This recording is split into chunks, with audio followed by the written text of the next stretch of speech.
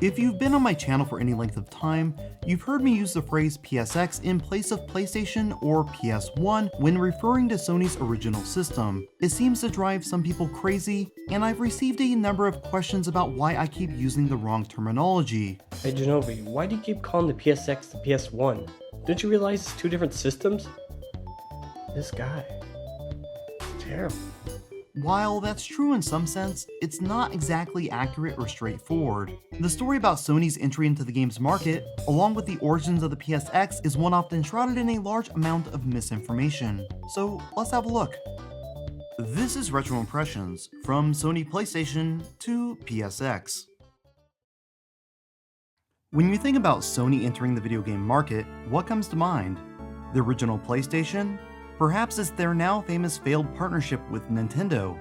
The reality is, Sony and video games go way back to the mid-80s, even if it was unintentional on their part. Our story starts with the Zilog Z80, a microchip that symbolizes the electronic boom of the late 70s through to the early 90s. Many arcade games utilized it, as did home systems such as the ZX Spectrum, ColecoVision, Game Boy, Game Gear, Neo Geo, and every Sega system from the SG-1000 through to the Sega Genesis. The list of machines which depended on this one chip is quite extensive, and there might be an explanation as to why it continued to dominate the home gaming market for nearly two entire gaming generations after first being introduced in 1976, and that's the MSX. The MSX was a joint venture between Microsoft and the ASCII Corporation that attempted to standardize the home computer market in Japan, much like what had been accomplished with VHS. The MSX would ensure its users could mix and match monitors, disk drives, and software from the 12 different manufacturers who were on board to back the new standard, something that wasn't an option up to that point. Part of the standard required all MSX computers to be built on the backbone of the Zilog Z80 processor and include a special version of Microsoft's Basic OS. All machines were required to include a cartridge slot to be used for hardware expansion and to access software stored on ROM carts. This cartridge slot would quickly be utilized by game developers to produce and market games on the system in what would eventually lead to the home computer gaming revolution in Japan. Games that started on the MSX include Bomberman, Metal Gear, Proteus, Snatcher, and Puyo Puyo. In addition, releases from popular series such as Castlevania, Contra, Dragon Quest, Final Fantasy, R-Type, and Ys helped to bolster its library and status as a machine worthy of a spot in the home. Sony initially tried entering the home computer market by partnering with Mattel Electronics in 1982, but it wasn't until they became one of the biggest backers of the MSX that they finally took that step.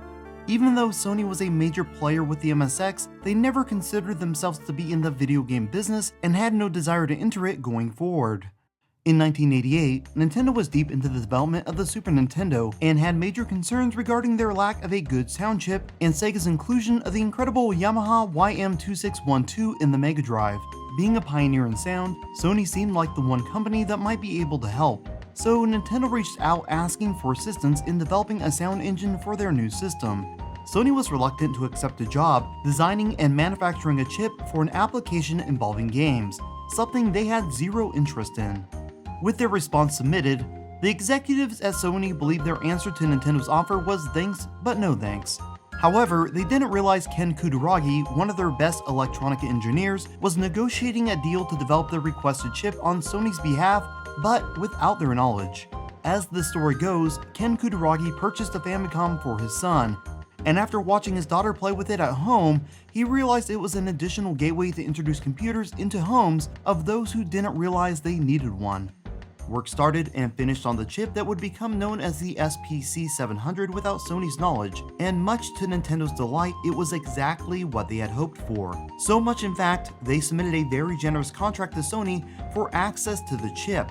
While most of the leadership at Sony was furious that Ken Kutaragi designed the sound chip for Nintendo against their wishes, the CEO, Norio Oga, was rather impressed and ensured Kutaragi a prominent role going forward. The deal with Nintendo proved to be so successful and profitable for Sony, a partnership was formed to start work for a CD add-on for the SNES called the Super Disc, as well as their own all-in-one console called the PlayStation, which was envisioned as something closer to what the CDI would eventually become.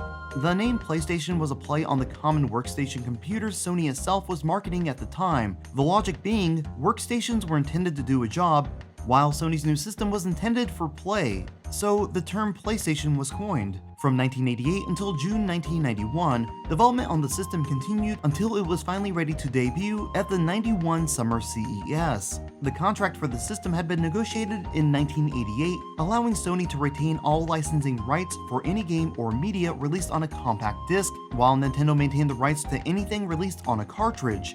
In 1988, this seemed quite reasonable for something perceived as a novelty add-on at best, but by 1991, it was clear the CD format was the future. Nintendo was in a rather serious position. By keeping their arrangement, Sony could market their all-in-one PlayStation, which also included a Super Nintendo cartridge slot, while releasing games they licensed for their system, and Nintendo wouldn't see a dime, making Sony a very dangerous and unexpected direct competitor. Sony announced and showcased their new PlayStation on June 1st, with plans to release the system alongside the Super Nintendo at launch later that year.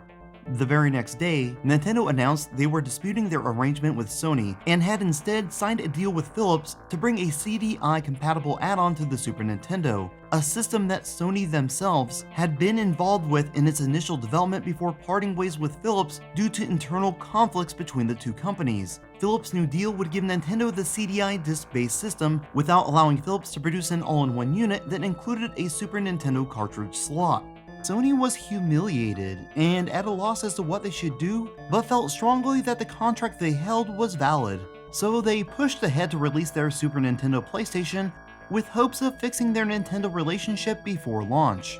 Things were looking promising as negotiations persisted into the following year, and by October 1992, it appeared a deal had been reached to settle the matter, letting the all-in-one Nintendo PlayStation, including the cartridge slot, move forward to market. However, one thing was still standing in the way. Ken Kutaragi was working hard behind the scenes, and again without Sony's knowledge, to ensure that didn't happen. Prior to the final agreement being signed, Sony went into pre-production of the Nintendo PlayStation, producing a test run of around 300 units in anticipation of going to market. Knowing the deal was near, Ken Kutaragi requested a meeting with Sony's board of directors and pitched his idea to abandon the Super Nintendo-based console along with Nintendo as a partner in favor of launching their own next-generation dedicated system. It wasn't just an idea, he had a standalone prototype in hand that he and a small team of believers had been developing with the expressed intention of changing the minds of those capable of making those decisions at Sony.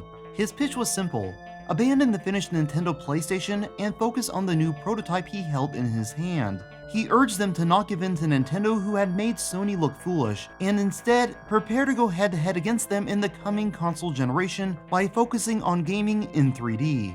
From the get-go, Sony had been reluctant to have any involvement with the video game industry over fears of tarnishing their reputation as a high-end electronics manufacturer and pioneer. Opposition to the idea of a Sony PlayStation was high, with Kutaragi's only supporter being the president of Sony, Oga, who felt the gaming console could be a major financial success. Fearing blowback from other ranking officers, Oga moved the project along with Kutaragi and 9 other team members to Sony Music so they could continue their work. The system was eventually moved into a new arm called Sony Computer Entertainment, which was formed to handle all things gaming related. As work progressed, the new console was given the codename PSX as a nod to the legendary and revolutionary MSX. So what exactly did MSX stand for? It's a matter of debate, and with revisionists trying to rewrite history, it further confuses the situation. The father of the MSX, Kazuhiko Nishi, hasn't helped, citing at least 4 different possibilities. These include Microsoft Extended Basic, the MSX Missile, Matsushita Sony X Machine, and machines with software exchangeability. It's almost as if MSX was picked because it sounded cool, and all the explanations are nothing more than backronyms trying to give meaning to the meaningless. So what does PSX stand for? I think it's safe to assume that all these MSX definitions were floated to the people that would most be influenced by their meaning. Sony's system was developed and initially marketed as PSX or PlayStation X in early advertising, and remained doing so in print up to the launch of the system in some regions. So with all things considered, PSX being the PlayStation X machine makes the most sense. Sony Interactive Entertainment president Steve Race, who is mostly remembered for announcing the price heard around the world, was extremely concerned about the PlayStation name prior to launch. In fact, most of the executives at Sony's American offices hated it to the point that test groups were hired to see if the public felt the same. Those who took part reacted poorly to the name, reaffirming Steve's concerns. Wanting to make official the PSX name the system was already being marketed under rather than PlayStation, contact was made with Sony in Japan, where his concerns about the name were shared with Teruhisa Tokunaka. The response was, "Oh, that's nothing. You should have heard what people were saying about Walkman." From there, it was made clear, no matter how the name was received around the world, or the fact that European and American marketing was pushing the PSX codename as the console's actual name, Sony's new system would launch and be known worldwide as the PlayStation. The PSX went on to be the best-selling console of its generation, accounting for as much as 90% of Sony's total revenue in its best-performing years. With the release of the PlayStation 2, Sony redesigned the original PlayStation into a streamlined, cost-effective system called the PS1. This further cemented the PSX name as a reference to the first system, as PS1 was now reserved as a reference to this new compact version of the original hardware. In 2003, Sony launched an upgraded PS2 in Japan called the PSX. The system was a PS2 with DVR capabilities. It also featured Sony's new cross-media bar, a GUI that would later be used for the PSP and PS3. Retailing for over $800, the market wasn't willing to accept the improved system at this steep price, and it failed to gain traction. It's really hard to say why Sony again went with the PSX name, assigning it to another system unrelated to the original, but at the time it launched, the PSX name was well known, yet not officially used on any of Sony's products. Unlike the original PlayStation, it seems like the meaning behind this name is completely different. Though no official comment has been given, I think it's safe to say that the PS stands for PlayStation, while the X represents Sony's crossbar media UI.